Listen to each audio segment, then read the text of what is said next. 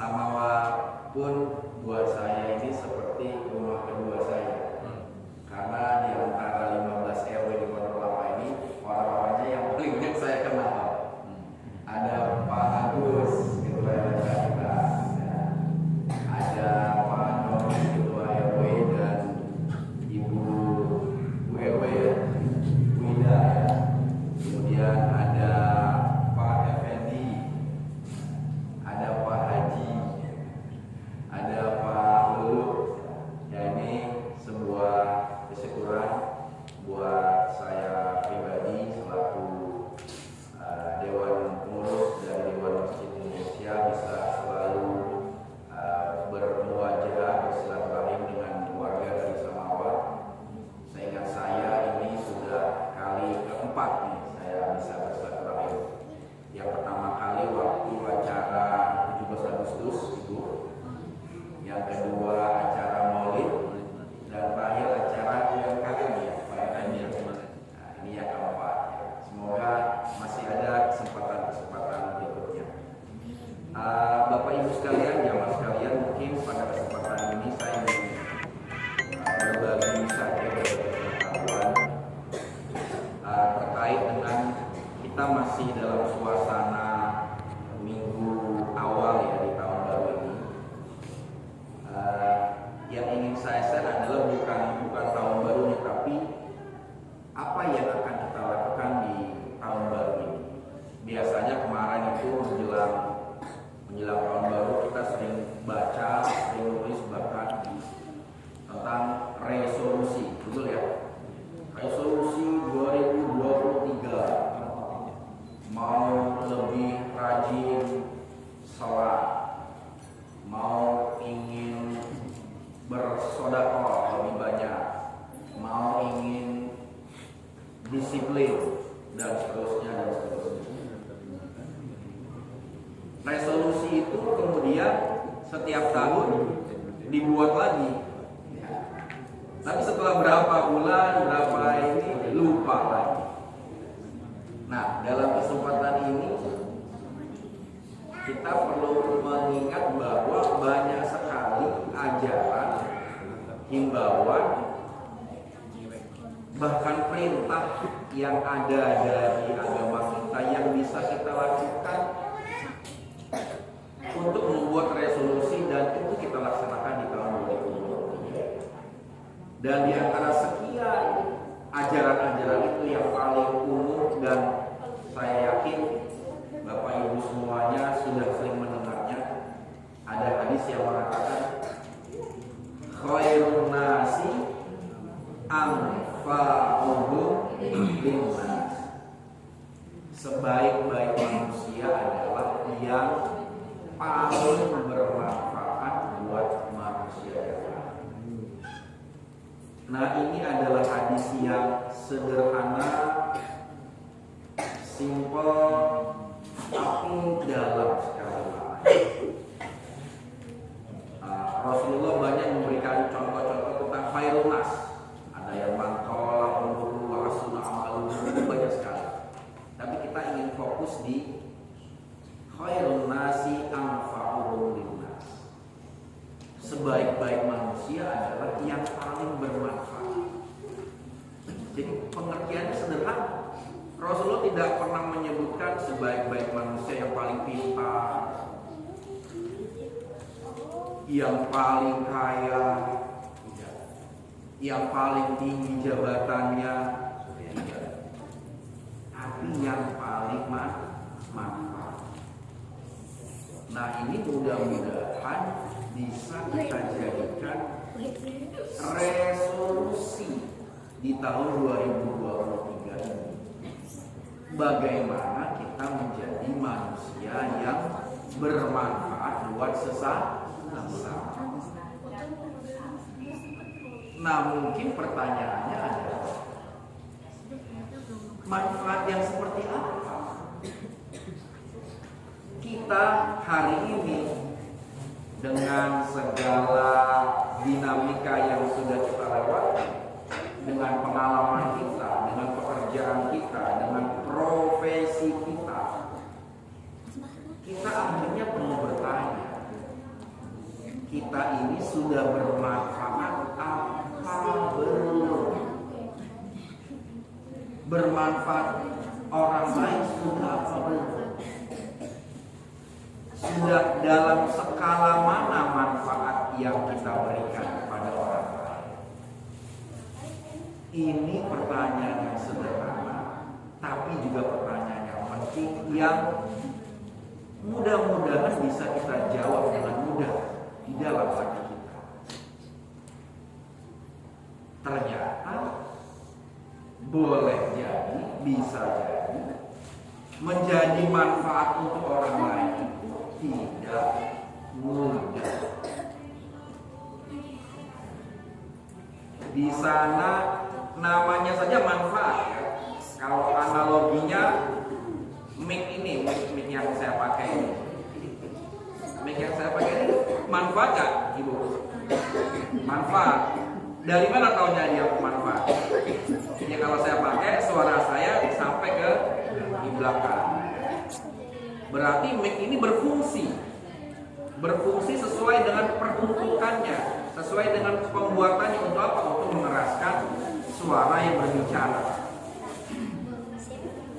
Ketika dia berfungsi, maka mic ini disebut barang yang bermanfaat.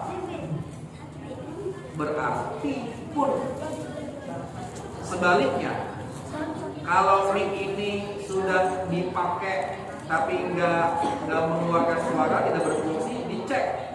Oh, mungkin baterainya. Kalau baterainya nggak bisa juga, oh berarti mesti diservis. Kalau diservis nggak bisa juga, berarti harus dilabel. Ya. Analogi mic ini sama dengan analogi manusia, betul nggak Ibu? Manusia itu sudah berfungsi apa belum? Nah, kalau ditanya apa fungsi manusia, berarti kita harus bertanya kepada yang buat manusia. Yang buat manusia itu Allah. Nah, Allah sudah mengurai fungsi-fungsi manusia banyak sekali. Nah, berarti sebelum kita menjadi manfaat buat orang lain, sebelum kita keluar, kita harus ke dalam dulu. Mic ini harus dicek dulu nih, baterainya, onder di dalamnya, kabelnya, screennya mungkin. Begitu pun manusia, kita harus ke dalam dulu. Bagaimana pikiran kita, bagaimana hati kita, bagaimana fisik kita, bagaimana panca indera kita, mata kita, telinga kita, mulut kita, semuanya sudah berfungsi, betul? Dan kalau sudah berfungsi, berfungsinya untuk apa? Nah, tentang hal ini Allah sudah mengingatkan, wa fi anfusikum afala tubsirun. Dan di dalam dirimu, apakah kamu sudah melihat, memperhatikan, mengobservasi tentang diri kita? Allah pun mengingatkan ayat yang sudah sangat terkenal, kita hafal sekali. Qu anfusakum wa ahlikum nar. Jagalah dirimu dan keluargamu dari Ada yang menafsirkan ahli itu tidak hanya keluarga inti, tidak hanya ayah, bunda, suami, istri, anak, tidak hanya itu. Ahli itu adalah keluarga diri kita. Keluarga diri kita adalah panca indera kita, mata, telinga, mulut, kulit.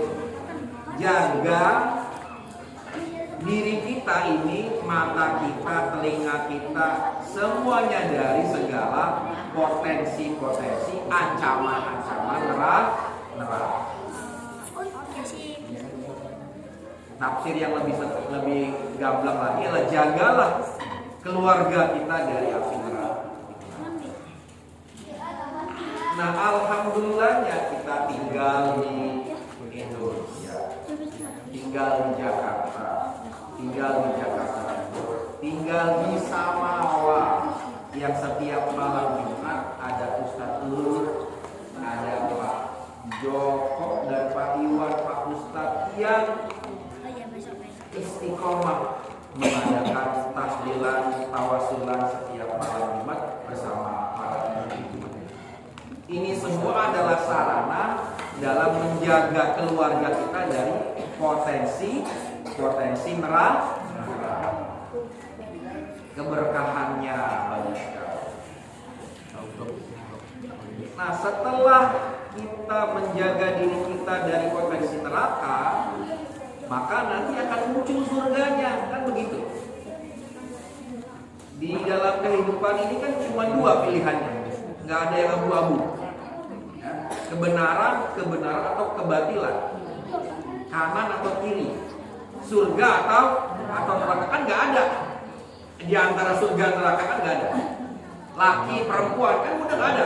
Kita katakan namanya LGBT, ya nggak ada. Nggak boleh milih. Aku nggak mau laki atau perempuan, pilihnya LGBT. Surga atau neraka nggak ada. Ini surga atau neraka. Milih benar atau milih salah. Benar ya benar, salah ya salah. Jadi tidak ada pilihan lagi. Nah, setelah kita menghindarkan diri dari neraka, muncul surganya, muncul kebaikannya, muncullah yang namanya diri kita sejati, diri kita yang baik, diri kita yang telah berfungsi seperti mic ini. Apa itu berfungsi? Ya, berfungsi dia mendengarkan perintah Allah, membaca Al-Quran, membaca hadis, mendengarkan hal-hal yang baik. Dia menuruti perintah Allah. Setelah menuruti perintah Allah, dia dicintai oleh Allah. Nah, ini kadang-kadang kita perlu bertanya juga. Kita ini udah sholat, udah ngaji, udah silaturahim. Mungkin perlu bertanya, apakah kita ini sudah dicintai oleh Allah?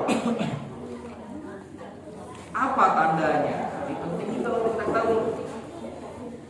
Jadi Allah itu kalau senang sama hambanya, Allah akan mengarahkan kita, mendorong kita untuk selalu bekerja, beramal, berkarya pada amal-amal yang baik.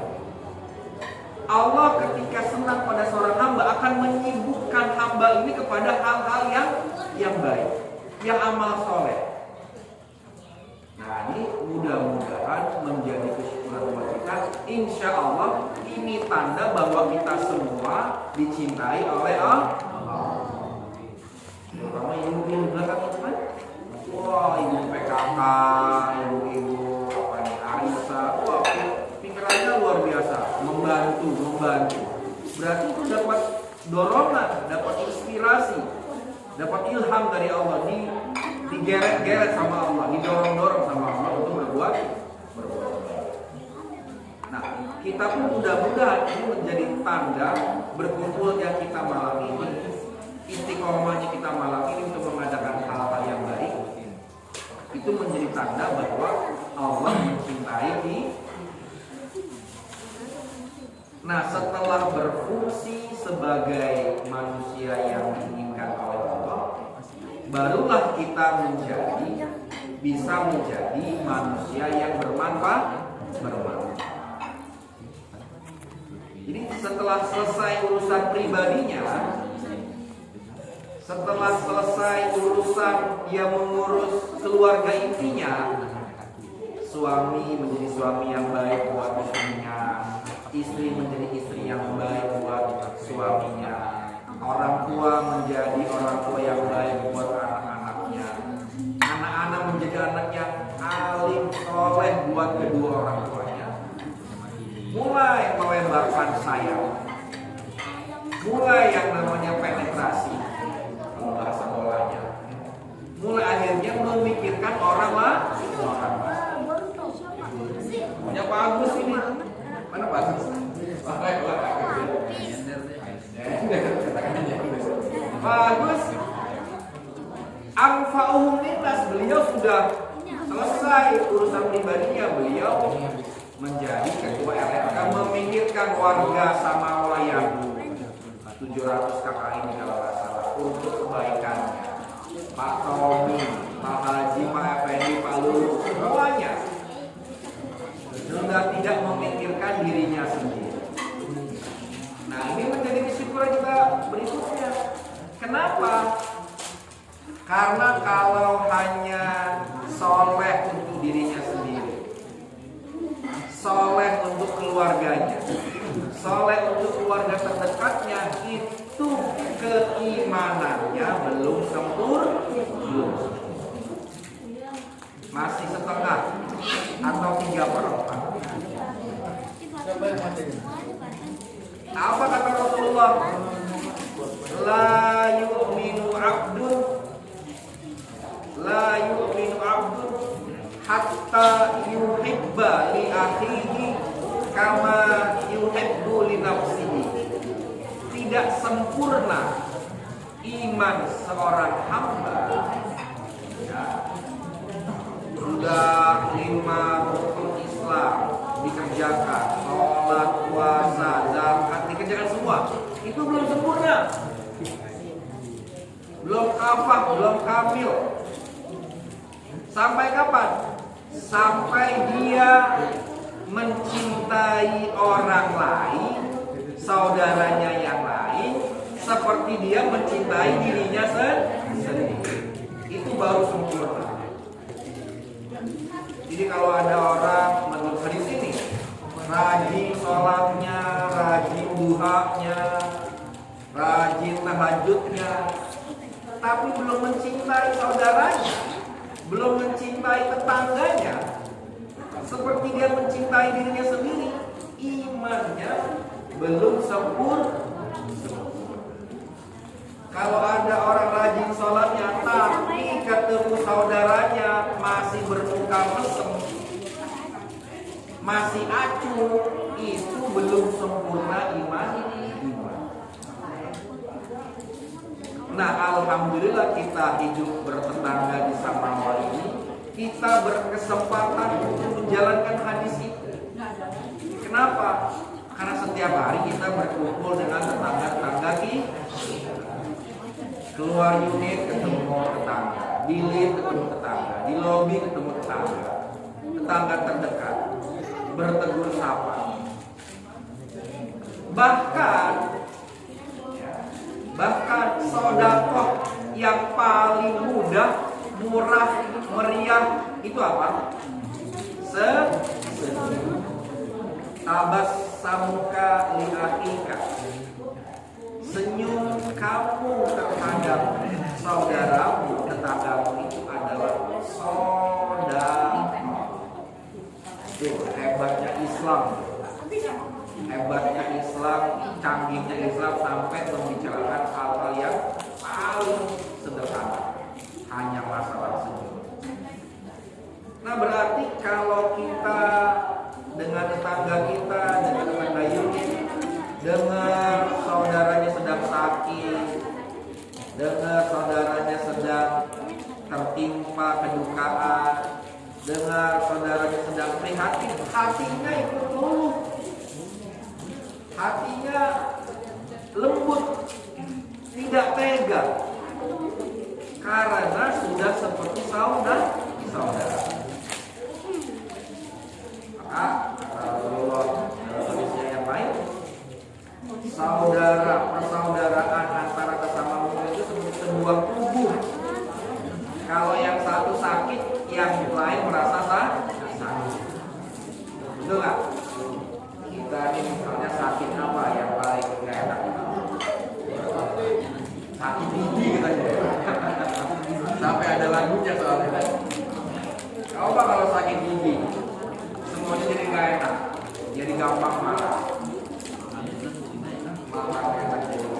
Nah, demikian pula dengan tetangga kita, saudara kita. Kalau ada tetangga kita, saudara kita sakit, prihatin, tidak enak, kita secara keimanan juga merasa terganggu. Nah, itulah nikmatnya menjadi orang Indonesia. Kenapa? Karena kalau ada apa-apa langsung yang namanya donasi, langsung yang namanya sodako, betul nggak?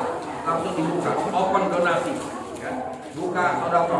Wah, teman sekolah kita, teman tetangga kita sakit, wah langsung. Nah, itu juga sebuah kesyukuran.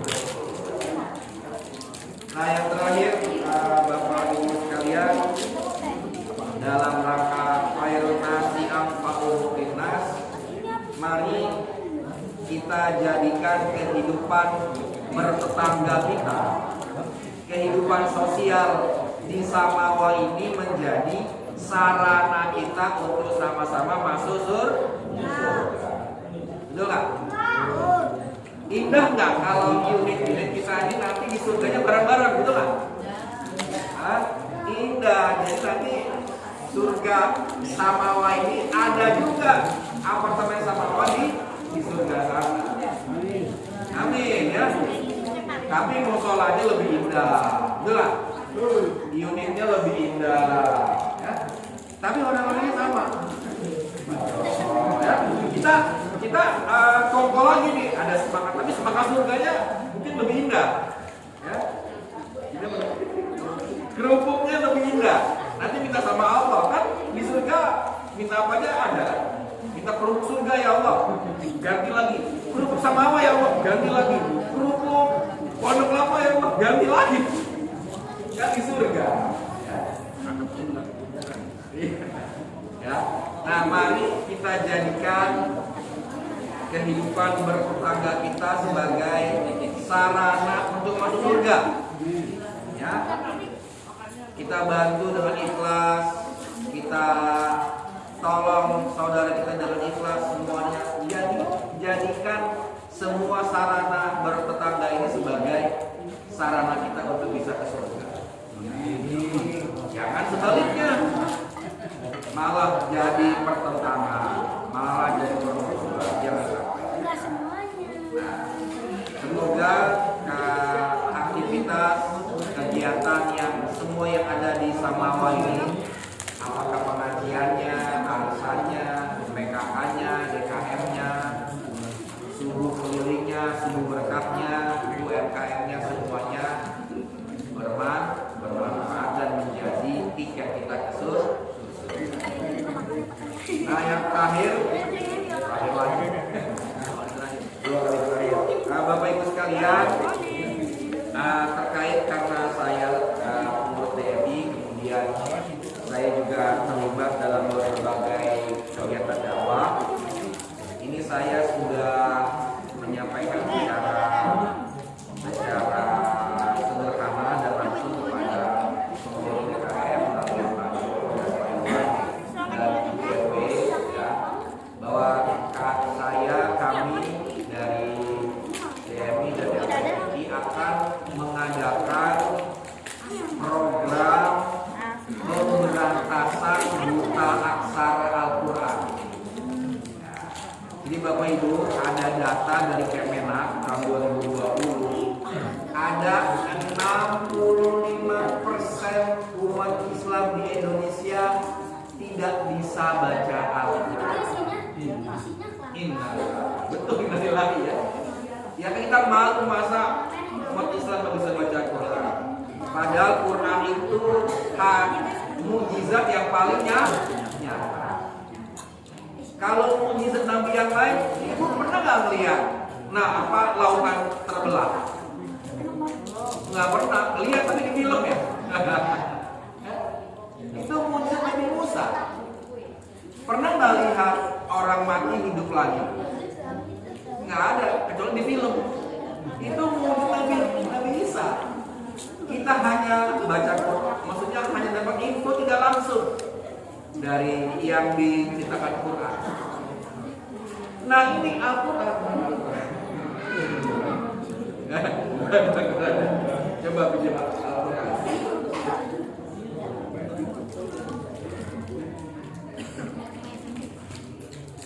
Al-Quran kita yang sering kita dengar, yang sering kita baca, ya, itu adalah mukjizat terbesar yang diturunkan kepada Nabi Muhammad. Kenapa terbesar? Ya ini Al-Quran yang indah sekali. Karena ini mukjizat yang paling nyata, betul nggak? Ini nyata nih saya pegang nih. Kita cium-cium, kita baca, ini paling nyata. Bukan khayalan, bukan dongeng. Ini nyata. Ini mukjizat. Mukjizat yang paling nyata yang kita pegang. Ini Al-Quran. Fihi syifa'un linnas. Di dalamnya obat, penawar, segala macam. Kalau kita ketemu rumusnya, ya hidup kita aman sejahtera. Lah kok tidak bisa baca Al-Quran? Ya. Nah, kajiannya banyak. Ya, kita tidak menyalahkan mereka-mereka yang belum bisa baca Al-Quran. Bisa karena dulu tidak sempat mengaji, terlalu sibuk. Bisa juga karena malu. Aku wis tuwa, arep maca Al-Quran iso. Isi kalau bocah-bocah. Sampai akhirnya malu-malu terus sampai usia lanjut udah bisa. Nah ini saya sudah diskusi sama DKM, nanti tinggal diatur. Saya akan mensupport membuat program pemberantasan buta aksara Al-Quran. Insya Allah setahun ke depan ini 2023 seluruh Samawa semuanya bisa baca Al-Quran. Mau ya Bu ya? Mau ya? Nah, nanti tinggal dikoordinir, saya yang akan mensupport, yang akan menyediakan bukunya, yang akan menyediakan buku ajarnya kalau memang nanti ada, dan semuanya free. Ya. Kebangetan nih kalau ya, nanti silakan Ketua DKM mengatur kapan jadwalnya, yang penting saya siap ya, gitu ya. Nah mudah-mudahan dengan itu sesuatu yang tidak mustahil ya. Kan keren nanti kalau di mana-mana namanya zona integritas, ya kan? Apalagi? Kalau zona apa? Kalau sekarang zona Al-Quran, nah gitu ya. Tidak ada yang tidak bisa baca Al-Quran. Nanti kita buat gerakan maghrib Al-Quran. Saat maghrib semuanya ngaji, semua unit ngaji. Ada yang mau maduin segelulur. Terus nanti yang mau khotam kita rayakan, ya. Kita walimahkan, kita bersaksikan. Nah itu indah sekali, dan itu mudah-mudahan menjadi cara agar Samawa ini betul-betul menjadi apartemen yang diberkahi oleh Allah. Mudah-mudahan itu juga cara untuk kita menghindar dari potensi-potensi neraka tadi, betul nggak? Terhindar dari narkoba, terhindar dari, mohon maaf, free sex, ya, terhindar dari karena berkah Al-Quran. Karena semua orang membaca 111 surat, wah itu sakti semuanya. Quran itu sakti. Nah ini jadi mudah-mudahan ini sebenarnya banyak sekali yang ingin saya share, tapi mungkin satu ya. Ada satu lagi, Ibu, kebetulan profesi saya psikolog. Ya. Saya 22 tahun ini kerjaan saya itu diantaranya dengar curhat orang.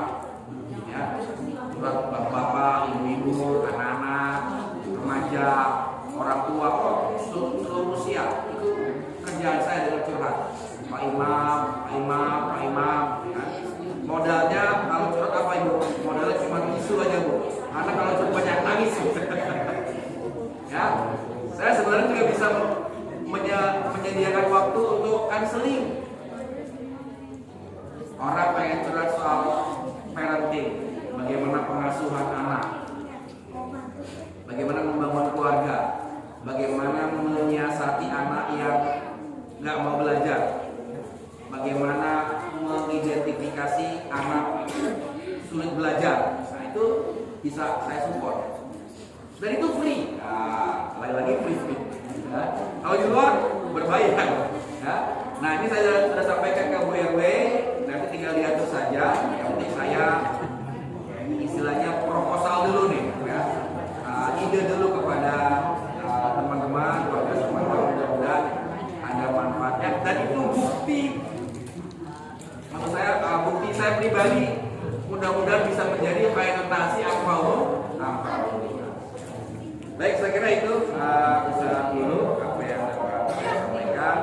Mudah-mudahan ini awal yang baik dan kita akan sering berjumpa di Samawa dalam